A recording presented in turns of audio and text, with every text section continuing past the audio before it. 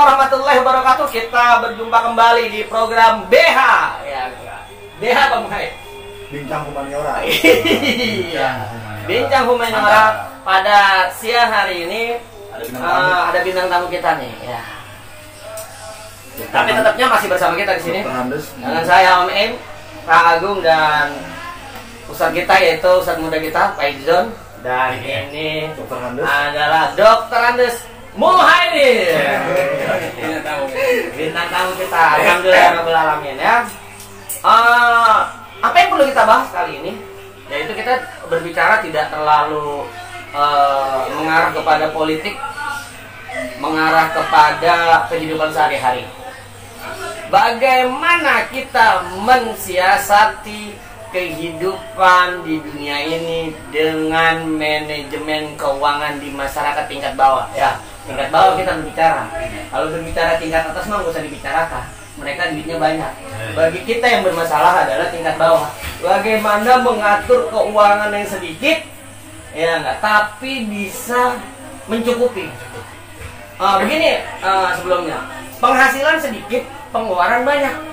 Tapi tidak harus mengutang. Nah, itu yang perlu kita siasati. Oke. Sebagai pengantar, kita beri kesempatan satu-satu di antara kita ya. Guru bahasa Indonesia dulu. Ya kan saya belum berkeluarga nih.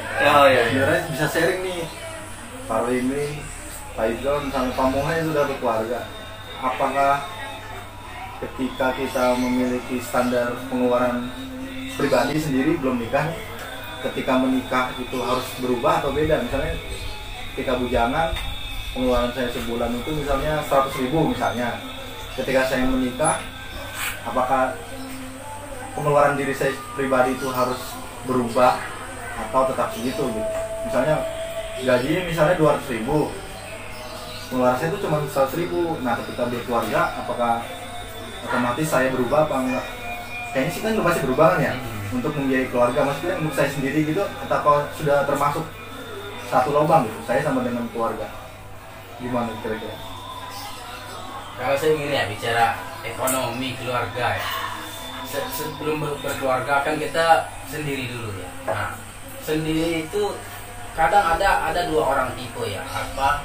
Pertama bagaimana nanti, yang kedua nanti bagaimana. Nah, kalau bagaimana nanti itu ya lihat aja nanti. Tapi kalau nanti bagaimana itu bisa dihitungin. Ada yang ribet itu berapa pengeluaran beli apa aja tulis gitu kan. Karena untuk beli berapa pengeluaran dia kan. Nah, ada dua yang enggak. Yang penting berapa masuk berapa keluar, yang penting dia habis cukup gitu kan. Enggak perlu ada apa namanya silsilah ekonominya, ada pendapatan, pengeluaran, kemudian ada tabungan gitu kan. Enggak ada.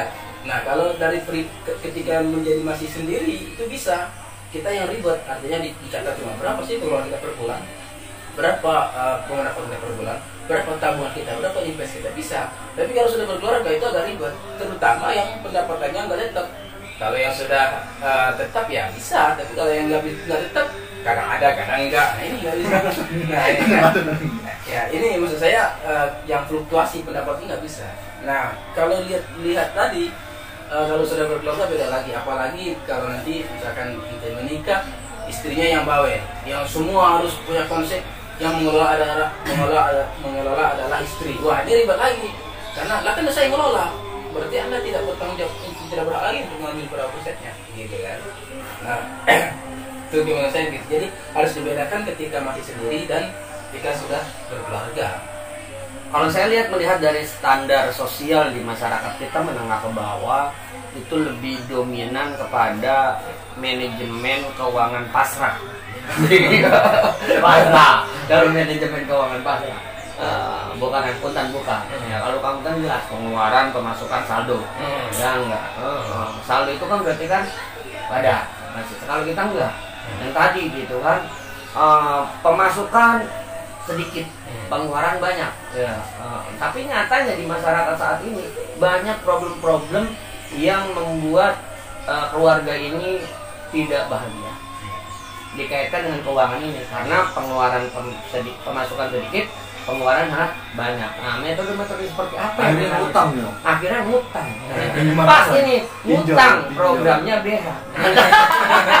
Dicahu mani orang. Pinjol, pinjaman online. Nah itu nih sekarang nih yang ada di online ya enggak, pinjaman online menjadi sebuah permasalahan di masyarakat saat ini. Dengan mudahnya masyarakat kita meminjam online sehingga banyak masyarakat kita yang kelilit utang. Tadi Mas Agung ya, Mas Agung belum menikah dan itu wajar. Justru itulah permasalahan yang terbesar di kalangan para jomblo rasa takut untuk menikah karena hidupnya itu berstandar kepada uang.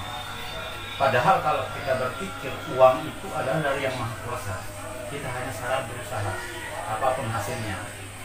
Dan sudah Ustaz muda kita ngomong tadi, ya itu pasti akan ada jalan untuk hal seperti itu. Nah untuk itu sharing kepada orang-orang yang berpengalaman, Mas Agung yang sudah menikah, yang penting planningnya untuk hal ke sana itu harus tepat. Nah, adapun manajemen nanti, meskipun kita tidak planning akan terjadi dengan sendirinya, karena berstandar kepada penghasilan tadi. Kalau kecil, kalau mau bisa meminit, itu akan cukup terus. Kalau gede pun kalau tidak bisa meminit akan kurang terus. Makanya di sini antara si istri, Mas Agung calon istri nanti, istri suami itu ada kerjasama hal seperti itu gitu. Kalau tidak ada kerjasama, yakin tidak akan beres. Jangankan tidak ada duit, banyak duit pun tidak akan beres. Nah itu kata kuncinya. Jadi saya tertarik tadi ngomong bagaimana nantinya aja. Dan nanti bagaimana itu menyebabkan tidak akan menikah karena rasa takut, fobia. Kalau istilahnya itu fobia, rasa takut sebelum terjadi. Padahal pas begitu terjadi nanti nikah nggak begitu amat kok. Amat juga tidak begitu. Kan begitu kan? Berarti ini selalu ada jalan lah ya. Ada jalan, pasti ada jalan. Itu sudah dijanjikan itu. Bagaimana? Ya, Iya, kalau iya, memang benar. menikah yang rapat aja bisa kebuka. Ada Jalan. Ada. Gitu. Nah utang. Nah Problem faktor kita. tadi itu kan Nggak sabar. bukan mencari kebutuhan, tetapi keinginannya yang dikejar. Mantep pakar kita kali ini. Keinginan yang dikejar. Solusinya kan kalau punya duit, ya ngutang. Akhirnya terjebak pada pinjol. Kan? Bunganya tinggi-tinggi. Tinggi-tinggi. Tapi Karena gini juga, keinginannya. sebenarnya begini, ada yang melihat begini, utang itu bukan sebagai sebuah beban, tapi utang itu sebuah cambuk. Kenapa orang-orang seberang itu, katakanlah mereka bisa lebih kualitas hidupnya, karena menjadikan utang itu sebagai cambukan. Wah, saya harus punya misalkan setorannya atau membayarnya adalah 1 juta misalkan. Dari mana ini? Ya makanya harus kerja keras, kerja cerdas. Motivasi dong. Karena ada motivasi hutang tadi. Kalau nggak punya hutang gimana? Ya santai, enak kan, menikmati hidup. Tapi jadi hutang itu bukan sebagai sebuah beban, tapi hutang dijadikan motivasi buat lebih baik lagi. Makanya orang seberang itu mereka harus punya hutang justru. Karena motivasinya hutangnya semakin gede, maka motivasinya juga terus semakin gede. Adrenalinnya terpacu. Nah iya, Ya itu bagi yang memang menurut saya mempunyai semangat motivasi yang tinggi, itu bisa menutupi utang. Ya enggak, tapi bagi mereka yang ingin hanya Keinginan bersenang- tadi, yang mengejar keinginan tadi. yang ada malah kelilit utang. Iya. Dari lubang tutup lubang, ya enggak. iya makanya saya bilang tadi hutang itu tidak jangan dijadikan untuk memenuhi kebutuhan ataupun keinginan, tetapi dijadikan motivasi untuk Ya, bisa. untuk lebih baik lagi. Nah. Nah, Misalnya ngutang ke rumah. Iya, contoh bagi kita masyarakat bawah untuk membeli motor, membeli rumah secara kontan kita nggak mampu, karena untuk memanajemen nabung itu bagi kita nggak mudah, ya nggak, karena pengeluaran yang terlalu banyak. Jadi boro-boro ada saldo untuk ditabung, yang ada malah pas-pasan. Jadi strategi terakhir adalah ngambil cicilan motor, kita nyicil ya kan ya, terus rumah juga nyicil. sekarang begini nih, maaf saya potong. Kalau kita nggak punya hutang, dengan punya hutang hidup tetap akan seperti itu. Coba nih sekarang nggak punya utang nih ya, coba ngambil punya utang 500.000 sebulan atau 1 juta sebulan, Pasti berubah. pasti enggak, pasti itu bisa tertutupi dan hidup masih ini masih stabil gitu loh. Asalkan tadi hutang itu jadikan motivasi. Ini kan belum pernah nyoba kan? Coba deh. Coba ngutang. Coba begini ya. Masalah utang ini kan konotasinya kan negatif. Tapi kalau orang berutang karena ada nilai manfaat, itu tidak ada masalah. Bukan termasuk yang kita bahas ini. Contoh beli motor, ambil rumah, ngutang. Ada manfaatnya kok lebih besar daripada itu. Motor untuk dia kerja, ngutang untuk berusaha. Tapi ini pengertian ini ngutang yang menjadi keinginan yang tidak ada ujung pangkalnya gitu. Iya. Kembali lagi kepada negatif pinjol tadi. Nah kalau yang begitu itu oke aja. Orang seberang oke bagus gitu. Iya, Ada target gitu. Ini yang masyarakat kita menengah ke bawah yang banyak terjebak oleh penipuan, oleh pinjol. Ini kan karena mengejar keinginan itu tanpa berpikir panjang kemana arah uang nanti yang dapat dia ngutang itu, sehingga nanti mampat. Itu yang kita permasalahkan gitu. Ya, itu kalau menurut saya ketika kita berhutang itu dijadikan sebuah hal-hal yang positif, bukan untuk dikonsumsi. Iya. Bukan untuk dikonsumsi. Keinginan lah, jangan keinginan ingin ini. Tapi dijadikan motivasi tadi. Karena tadi begini saya maksudnya. Hutang ini kan kalau coba aja misalkan kita arisan deh. Kita ikut arisan misalkan 300.000 sebulan. Dengan nggak ikut arisan, pasti arisan tetap bayar dan hidup akan tetap seperti itu. Coba aja kita arisan, nggak usah ngutang deh, arisan aja deh. Artinya ketika pengeluaran kita bertambah, hidup kita juga nggak akan terlalu sempit. Nah, akan terpenuhi juga itu meskipun dengan berbagai cara ya. Nah itulah maksud saya ketika hutang tadi dijadikan sebuah alat untuk motivasi, nah itu akan lebih bagus juga. Tapi ya tadi kalau saya malah nggak berani. Makanya utang untuk bangun ibu kota baru juga Bukan apa-apa itu. Enggak ya? nggak apa-apa. Karena memang itu adalah budaya dari kelas bawah sampai kelas elit yang untuk membentuk ibu kota, untuk ngutang nggak masalah. Mari mengutang. Artinya untuk ibu kota baru itu kan skala besar dan juga mereka itu lebih tahu dari kenapa dia Tuhannya. itu kan. Tapi itu juga itu gagal hal seperti itu, memang salah apanya yang salah kan begitu. Nah ini masyarakat bawah Pak Agung. Ya, naik udah ke bawah lagi. Ya udah ke bawah ini gitu kan. Agar ya tetap kita ya waspada lah. Kalau memang Enggak kan mau kalau ngutang, kata Ustadz Ibn tadi ngutang itu untuk memicu motivasi, misalnya kalau memenuhi kekurangan keluarga ya. Misalnya belum punya rumah, ngutang nyicil rumah itu nggak apa-apa kan? nggak apa-apa. Tapi ini udah punya rumah, ngutang rumah lagi yang baru. Utang rumah baru yang lain itu gaya hidup. Kota nggak beda-beda ya. Ya agak beda, itu gaya hidup. Itu gaya hidup dia kan. Itu kan bukan karena kebutuhan, tapi karena keinginan. Nafsu. Iya nafsu. Kalau memang dia buka rumah, beli rumah untuk dikontrakin, udah kan positif larinya. Investasi. Iya investasi. Makanya kembali kan nilai manfaat. Di sini nilai manfaat. Tapi kita harus tahu gini loh, dengan kita banyak katakanlah ya, dengan kita ada hutang kemudian kepikiran, itu pikiran-pikiran cerdik biasanya keluar. Ya bakal Berarti nggak politik. Pikiran untuk nyindir. bukan pikiran untuk menyelesaikan masalah itu.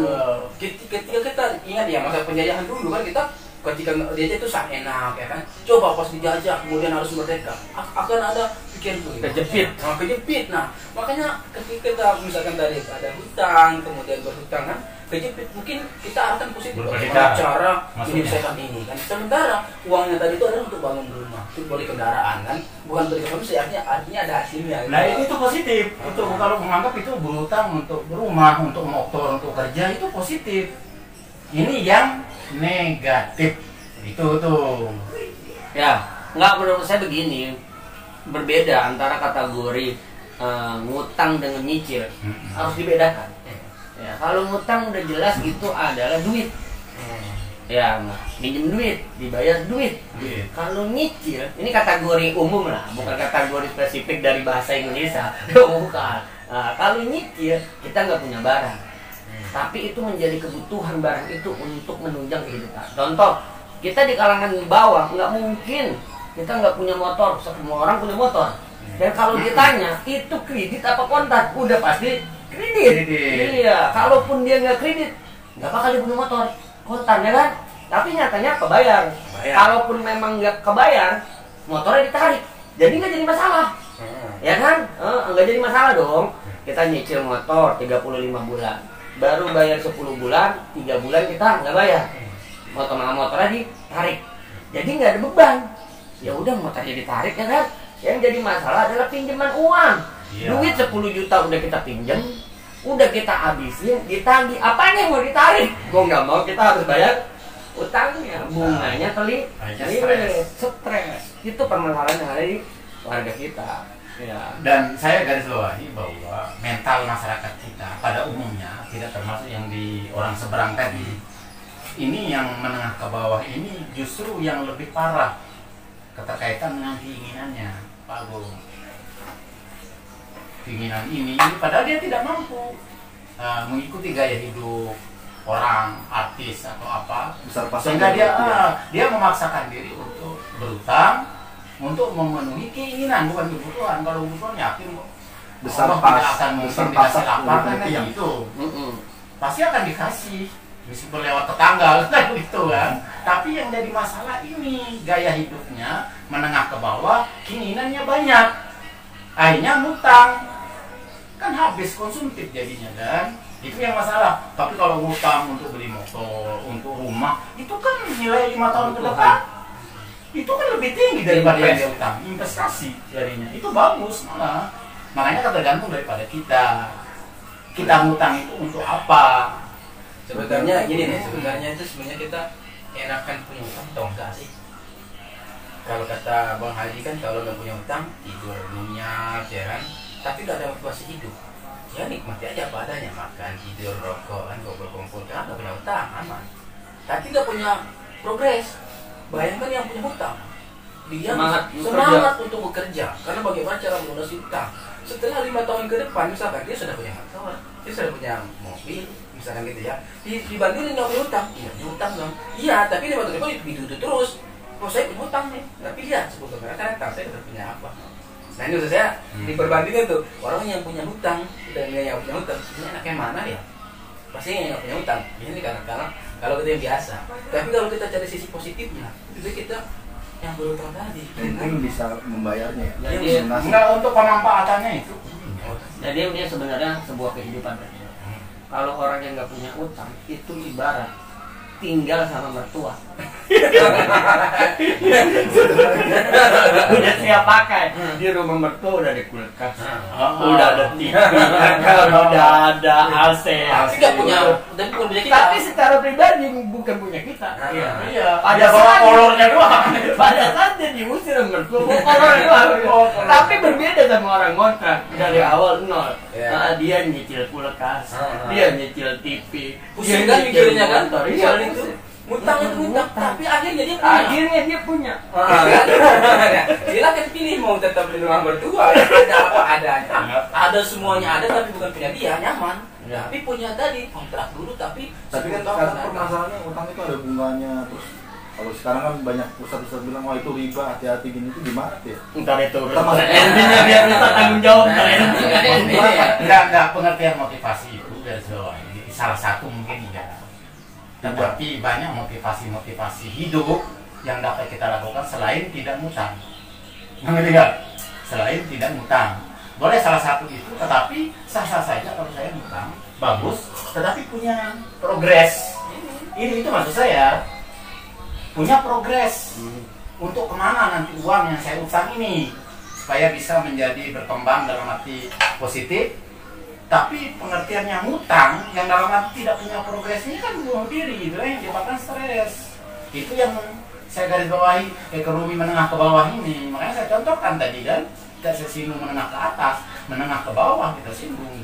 Karena kita ada yang menengah ke bawah. Kita ada yang menengah ke atas lebih utangnya. Iya negara jadi utang.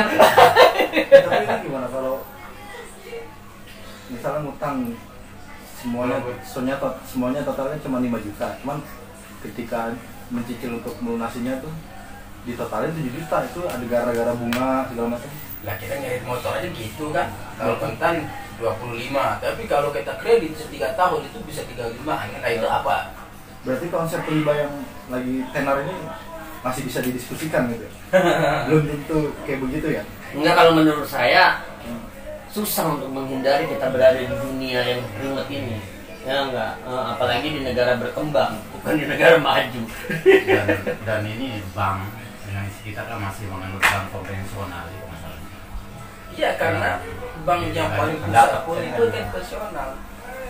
Ya syariah pun Itu konvensional juga. konvensional, nanti larinya ke pusat kan, yang syariah itu ke pusat BI, ini konvensional. Nah, akhirnya konvensional. Nah, ada ulama Udah ngasih yang saya dengar Tarimin, ulama yang dari mana? Sampai dia saking nggak mau bank konvensional, dia itu ambil semua duitnya, menutup. Tetapi dalam sekian lama ketemu dengan seorang ustadz gurunya dia, dan itu boleh katanya, karena selama masih belum ada bank yang memang murni syariah. Karena kalau resikonya, kalau punya duit banyak, itu resikonya lebih tinggi kalau kita tidak simpan ke bank. Akhirnya dia nabung lagi ke bank. Ada seorang ulama saya dengar sendiri itu. Nah, jadi jawabannya dari Pak Agung itu ya banyak pendapat hal seperti itu. Kalau kita nabung kita minjem, Pak. Kalau kita nabung mudah untuk menghindarinya. Berapa bunganya? Misalkan kita nabung Nggak diambil. 5 juta. Ya udah kita nanti ambil 5 juta, ya sisanya kita kasih kemana kek. Nah itu enak. Salah Tapi dong. masalah itu menghindari itu kan. Oh, riba ya? Oh, tapi masalahnya kita minjem Itu yang harus bayar. harus bayar. Nah kan. Nah kata mereka apa? Lah kan udah perjanjian di awal, suka sama suka. Bagaimana? Kalau nggak suka dengan begitu ya sudah, kami nggak bisa menerima. Nah, sementara akad yang harus diadakan suka sama suka, rela sama rela. Berarti itu bukan riba kali ya? Riba. Oh, riba. Tapi riba Riba dengan terpaksa. bukan beda, Pak. Disebutnya bukan riba, bunga. Itu beda. Supaya lebih harum, lebih suka dicium. Padahal dalamnya riba. Iya aja. Jadi jangan sebut riba, bunga. Dan juga tidak ada masyarakat Indonesia mayoritas Yang terhindar dari itu. terhindar daripada itu. Karena faktor tadi itu. Ya, Nah, sistemnya ada yang itu, begitu. ya. Karena belum ada yang murni dari bawah sampai ke pusat itu belum ada yang murni tentang bank syariah. Jadi dua pendapat ini, ada yang membolehkan, ada yang tidak, gitu kan. Nah, karena kita kok minim agama, ada ulil amri kita kan itu aja yang kita pakai. Ya udah, Soalnya ada bank. hanya saja sebatas kebutuhan. Soalnya Bukan kalau kita kebutuhan. minjem, nggak minjem di bank, minjem Gak ada yang ngasih. Kan saudara. Iya, Iya. udah harus susah aja ke gua loh. Iya. Oh, iya. Yang dengerin rajalela. Rajalela lah. Iya kan? Kalau kita yang itu sama siapa? Sama saudara, dia kayak Saudara. Bang, gua minjem duit. Gua juga susah. Iya. Duit nggak ada saudaranya. Nggak ada saudaranya. Makanya, yang bisa kasih adalah mereka. Yang bisa ngasih adalah mereka yang baik hati. Tapi nggak baik hati lah. Jadi kembali lagi ke fokusnya, apakah senang tinggal di mertua seumur-umur Gak punya atau TV. enak memang kan begitu kan, enak, tapi siap tebal telinga. Buat mental. Kalau mental saya nggak begitu, Pak. Nah, saya nggak pernah tinggal di rumah. Nah ini Pelajaran bagi kita kalau menurut saya, pelajaran yang sangat berharga kita.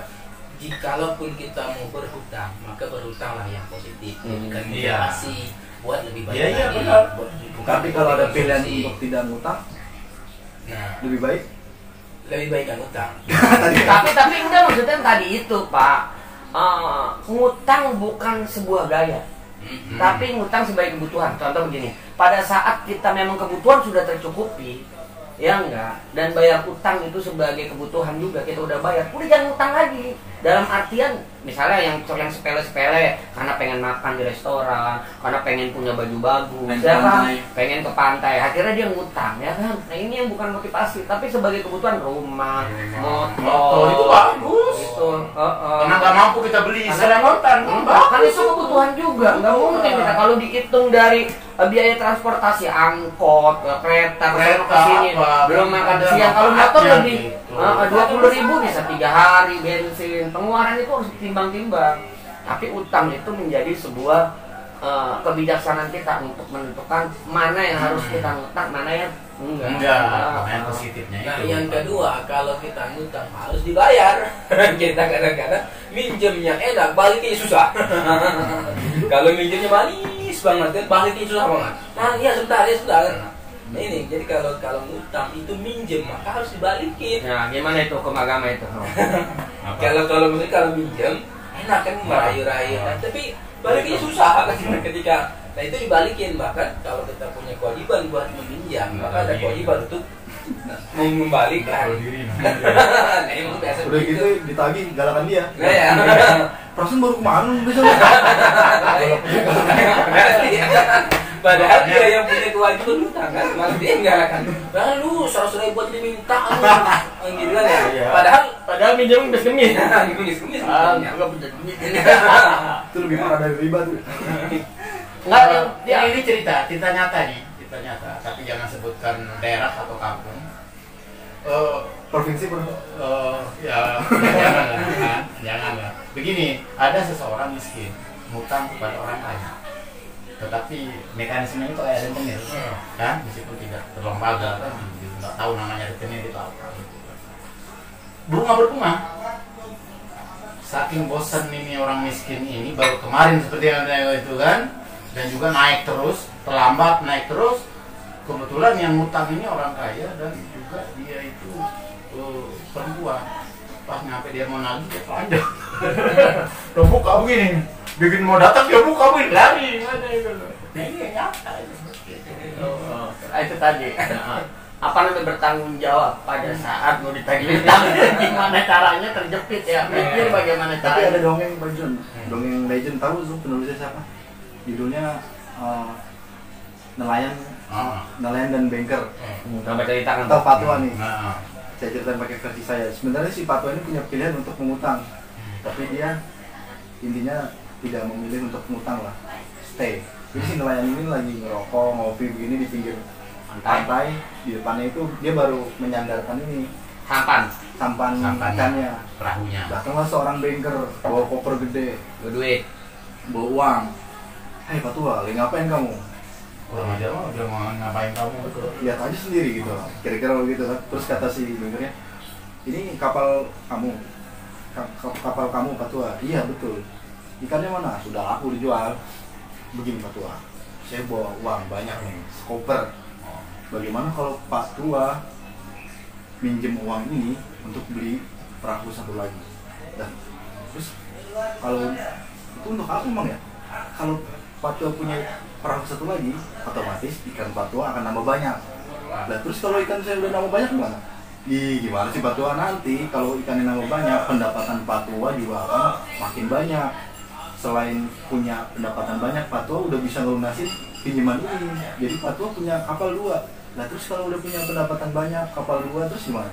Nanti Pak Tua sudah nggak usah nyari ikan lagi. Pak Tua bisa ngegaji orang, terus buka pasar sendiri. Nah terus kalau udah begitu gimana? Ya otomatis Pak Tua udah nggak usah ngapa-ngapain lagi. Udah ada orang yang kerja, yang nyariin ikan, ada yang jualin ke pasar. Pak Tua tinggal nyantai aja sambil main sama anak-anak cucu. Terus nggak lama kemudian anak-anak kecil, Cucunya. 3 orang lari bawa bola. Nah ini saya lagi main sama cucu saya. Nah kira-kira begitu.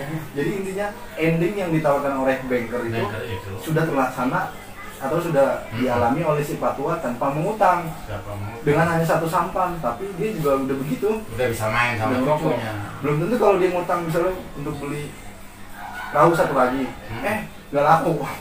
Cicilannya Oh nambah. iya. Cicilannya nambah. Karena yang disampaikan itu yang manis-manis. Yang manis-manis ya. marketing. Oh, marketing ya. Gitu. Bagus itu filosofi jalan.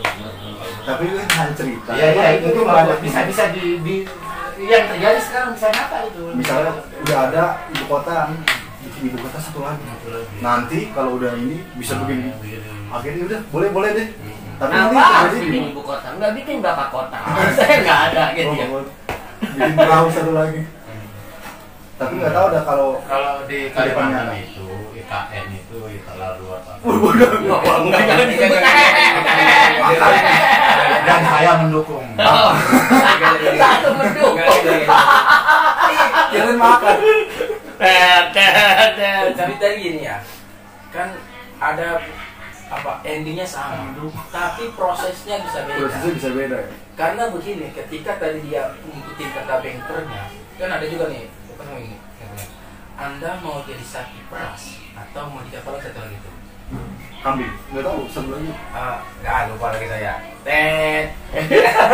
Satu lagi apa? Jadi gini, kalau kita mau jadi sapi peras, kita diperas susunya, tapi kita bekerja keras. Atau nggak usah, saya lupa nih ceritanya. Kalau nggak usah jadi sapi. Atau nggak usah jadi sapi, gimana ya? Yang gue bilangin. Jadi itu kita mau yang tadi tuh endingnya santai tanpa ada proses, itu berproses. Lah kalau berproses kan enak. Siapa tahu tadi ketika dia punya perahu satu lagi, bisa anak cucunya tuh yang memiliki bisa jadi banyak kan, bisa jadi warisan, ya kan? Walaupun dia menikmatinya, tapi dia tidak punya sejarah, tidak meninggalkan jejak. Oh, jadi dampaknya ke anak cucu ya? Anak cucunya Bisa dimiliki sama cucunya. Kalau cuma satu, ketika anak cucunya tadi ya dia punya satu, ya kan? Nah kalau kita bicara berdiri pribadi, lah buat apa kita capek-capek kerja sendiri aja, udah nggak usah ngapa-ngapain. Itu juga nanti biar aja anak saya ada yang hidup ini. Kalau berhasil. Iya, nggak berhasil. Anak cucunya biarin utang. Oh, anak cucu diwarisin hutan ya? Kalau berhasil oke. Iya, tapi lagi-lagi kalau sendiri lagi misalnya kita ya, kalau nggak tapi sih kita pergi pagi pulang sore buat apa coba?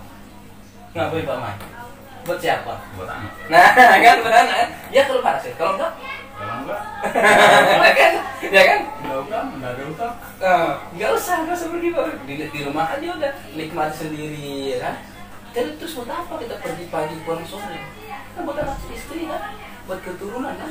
Apakah berhasil? Ya prosesnya, selama prosesnya dilakukan dengan benar, maka insya Allah hasilnya bukan benar. Oke para pemirsa sekalian, ya sudah sampai 30 menit ternyata berbicara masalah hutang tidak ada habisnya. Intinya adalah jangan coba-coba berhutang kalau tidak punya motivasi yang tinggi, ya kan? Nah, intinya kalau itu hanya sekedar gaya-gayaan yang ada bukan keberhasilan, tapi kelilit hutang. Seperti contoh pinjol. Iya, jangan coba-coba ya.